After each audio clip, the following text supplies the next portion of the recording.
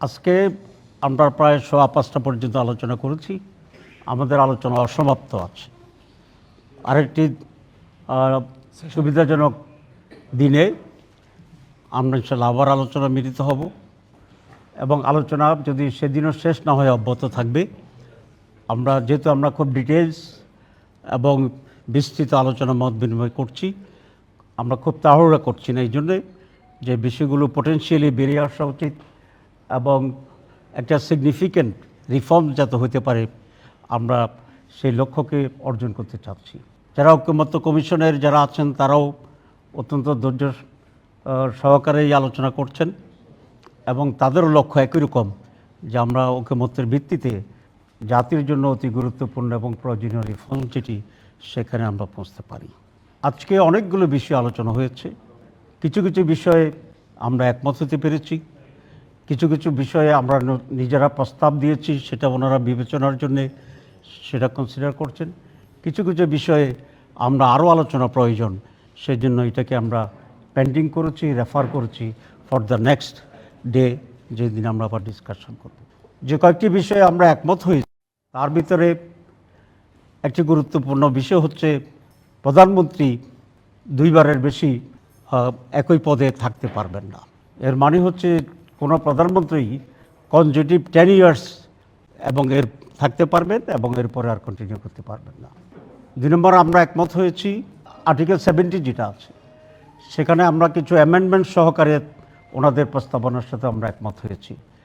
সেটি হচ্ছে সংবিধান পরিবর্তনের ক্ষেত্রে, অর্থ বিল বা বাজেট অনুমোদনের ক্ষেত্রে এবং আস্থা ভোট যেটা আছে সে আস্থা ভোটের ক্ষেত্র, এই 3টি বিষয় ছাড়া বাকি যে কোনো বিষয়ে একজন সংসদ সদস্য যে কোনো দলের মতের এবং স্ট্যান্ডের বিপরীতেও ভূমিকা রাখতে পারবেন।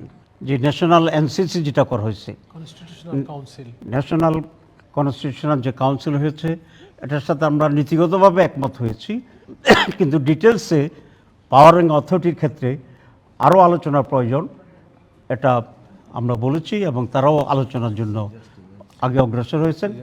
আমরা একটুখানি সেখানে অ্যামেন্ডমেন্টের কথা আমরা তাদেরকে বলেছি, সেটা হচ্ছে এনসিসি গঠনের জন্য যে প্রস্তাবনা দেওয়া হয়েছে, যে সমস্ত ব্যক্তিদেরকে এবং প্রতিষ্ঠানকে ইনক্লুড করে ওনাদের প্রস্তাবনায় প্রেসিডেন্ট এবং প্রধান বিচারপতি এরা দুজনেই রাষ্ট্রের দুটি জায়গার বিভাগের সর্বোচ্চ দায়িত্ব। দেশে কোনো ইমার্জেন্সি হলে অনেক সময় রাষ্ট্রপতির কাছে ধর্ণা দিতে হয়, অনেক সময় হায়েস্ট জুডিশিয়াল ডিসিশনের প্রয়োজন হয়, সেখানে কমিটির ভিতরে তাদেরকে ইনক্লুড না করাই ভালো হবে এবং অনেকটাই নীতিগতভাবে ওনারা বিবেচনার কথা বলেছেন। এই সমস্ত অ্যামেন্ডমেন্ট সহ আমাদের এনসিসির কাঠামোগত যে দিকটা আছে সেটার সাথে আমরা নীতিগতভাবে একমত হয়েছি। আপনি জানেন এটা একটা নতুন প্রস্তাব আমাদের সংবিধানের ভিতরে। আমরা শুরু থেকেই যে রিফর্মস প্রস্তাবনা দিয়েছিলাম সেখানে পিআর সিস্টেমে নির্বাচনের কথা আমরা বলেছি, প্রপোর্শনেট রিপ্রেজেন্টেটিভ আলোচনা। তার মানে হচ্ছে সারা দেশেই একসাথে ইলেকশন হবে মার্কার ভিত্তিতে বা কোনো দলের ভিত্তিতে, এবং সারা দেশে যে দল যে পরিমাণ ভোট পাবে সেই পরিমাণের প্রপোর্শনেটলি পার্লামেন্টে আসন নির্ধারিত হবে। এটাকে আমরা পিআর সিস্টেম বলেছি এবং আমরা মনে করি বাংলাদেশের নির্বাচনে যে দুর্নীতি হচ্ছে, জবরদখল হচ্ছে এবং ভোটবিহীন নির্বাচনের যে রেজাল্ট হচ্ছে, এটি তখন বন্ধ হয়ে যাবে এবং টাকার খেলাও এখনও বন্ধ হয়ে যাবে। সো এটা পৃথিবীর 60-রও বেশি দেশে এখন প্র্যাকটিস হচ্ছে এবং দু একটি কোশ্চেন ছাড়া বা দিক ছাড়া মোটামুটিভাবে এটা ইফেক্টিভ বলেই সারা দুনিয়াতে প্রমাণিত হচ্ছে। আমরা বাংলাদেশের এই প্রেক্ষিতে গত 3 সেশনের নির্বাচনকে সামনে রেখে যে অভিজ্ঞতা আমাদের হয়েছে, এটা থেকে উত্তরণ ঘটানোর জন্য আমরা মনে করি পিআর পদ্ধতির নির্বাচনটি বাংলাদেশের জন্য উত্তম হবে এবং অনেক ঝামেলা থেকে, নেগেটিভস থেকে আমরা পরিত্রাণ পেয়ে যাব, আমরা এটা আশা করি। আরেকটি বিষয় আমরা একমত হয়েছে যেটা নতুনভাবে সংবিধানের সংযোজন করার জন্যে, সেটা হচ্ছে bicameral system in the election. সেটা হচ্ছে উচ্চ কক্ষ থাকবে, নিম্ন কক্ষ থাকবে এবং পার্লামেন্ট যেটা এখন যেটা আমরা যে সিস্টেমে যাচ্ছি এটা নিম্নকক্ষ হবে এবং তারপরে আর একটু উচ্চ কক্ষ থাকবে, যেটা কোনো কোনো দেশে সিনেট নামেও এটাকে অভিহিত করা হচ্ছে। সুতরাং this is nothing new in the world, but it is new for Bangladesh. আজকে মিটিং অত্যন্ত ফ্রেন্ডলি হয়েছে, লাইভলি হয়েছে, পটেনশিয়াল হয়েছে, এফেক্টিভ হয়েছে।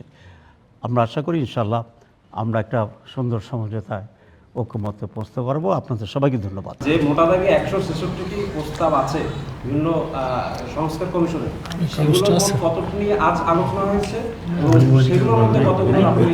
আমরা আজকে মূলত 5টি ইস্যুর কথা আমি সকালে বলেছিলাম, এজেন্ডা ছিল। আজকে মৌলিকভাবে সংবিধানের উপরে মোস্টলি আলোচনা হয়েছে, অ্যামেন্ডমেন্টের ব্যাপারে। আর সংবিধানেও কিছু বিষয় তো বলেছি আমরা পেন্ডিং আছে। শুধু সংবিধানের যে আলোচনা হলো, আপনারা আগে দ্বিমত ছিল, ভিন্নমত ছিল, আলোচনার পরে একমত হয়েছেন, এই ধরনের কোনো ইস্যু হয়েছে কিনা? আপনারা বলেছেন যে প্রধানমন্ত্রী দুবার, এটা কি পরপর দুবার নাকি জীবনে সর্বোচ্চ দুবার? আর সাথে আরেকটা প্রশ্ন, সেটা হচ্ছে যে সংবিধান যে সংস্কার হবে এর বাস্তবায়ন পদ্ধতিটা আপনারা কি বলেছেন? আগামী সংসদ, গণপরিষদ বা জি জি, প্রথম কথা হচ্ছে প্রধানমন্ত্রী 2 সেশনে থাকার যে বিষয় বলেছি, এটা কনজিউটিভলি হতে পারে, পরপর হতে পারে, কিন্তু মোট 2 বারের চেয়ে বেশি আর হতে পারবে না। জি, আর বাকি যেটা আপনি বলেছেন সংবিধানের যে অ্যামেন্ডমেন্ট ইত্যাদি আসছে, এটা কীভাবে হবে এই পদ্ধতি আমরা সব আলোচনার পরে এটা নিয়ে আলোচনা করব। না, সেরকম কিছু কিছু বিষয় আছে, আংশিকভাবে হয়েছি আমরা, আবার হচ্ছে যেমন এনসিসির ব্যাপারে যেটা আমরা বলেছিলাম আগে, আমরা পুরো একমত ছিলাম না। আজকে আলোচনা করে আমরা নীতিগতভাবে স্ট্রাকচারের ব্যাপারে আমরা একমত হয়েছি। আর বাকি একদম টোটাল ব্রিফিং আপনারা পাবেন আলোচনা যেদিন শেষ হবে সেদিন। সংসদ নেতা, প্রধানমন্ত্রী এবং দলীয় প্রধান একজন হতে পারবেন না, নাকি 3 জন আলাদা হবেন, এই বিষয়ে আপনারা কোনো কথা বলেছেন? না, এই বিষয়ে আমরা আলোচনা করেছি এবং আমরা বলেছি আমরা আরও আলোচনা করব। নারী আসন সংসদে নারী আসন ব্যাপারেও আজকে আমাদের খানিকটা আলোচনা হয়েছে, কিন্তু আমরা চূড়ান্তভাবে কোনো সিদ্ধান্ত গ্রহণ করিনি, পেন্ডিং রেখেছি।